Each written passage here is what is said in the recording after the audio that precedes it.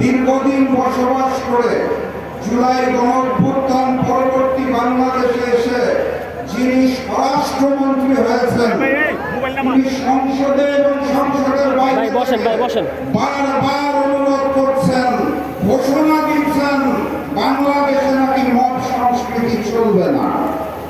দুঃখের বিষয়, তার নিজের দলের নেতা কর্মীরাই তার কথা শুনেন না। গতকালকে দেখলাম ঢাকা বিশ্ববিদ্যালয়ে শাহবাগে থানার মধ্যে ডাকসু নেতৃবৃন্দ, শিবির নেতৃবৃন্দ, এমনকি সাংবাদিকদের উপরে রাষ্ট্রীয় হামলা এবং রাষ্ট্রীয় মব করা হয়েছে। স্বরাষ্ট্রমন্ত্রী মাননীয় স্বরাষ্ট্রমন্ত্রীর কথা কেউ শুনে না। ছাত্রের জায়গায় ছাত্র আছে, লীগের জায়গায় দল হয়ে গেছে।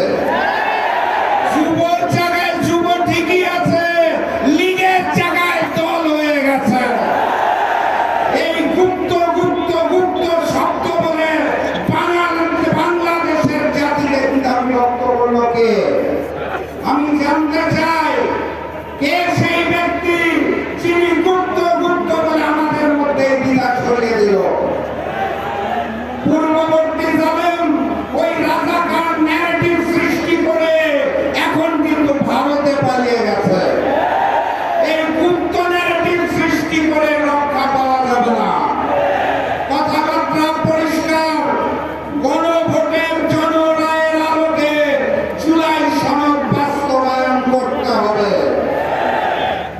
সংসদে নেতৃবৃন্দ কথা বলছেন আমাদের পক্ষে 11 দলের, আমরা আছি রাজপথে, ঠিক তো নাকি? যদি না হয় সংসদে, সমাধান হবে রাজপথে। প্রস্তুত আছেন? নতুন যুদ্ধ হবে, নতুন বিজয় হবে। নারায়ে তাকবীর, নারায়ে তাকবীর।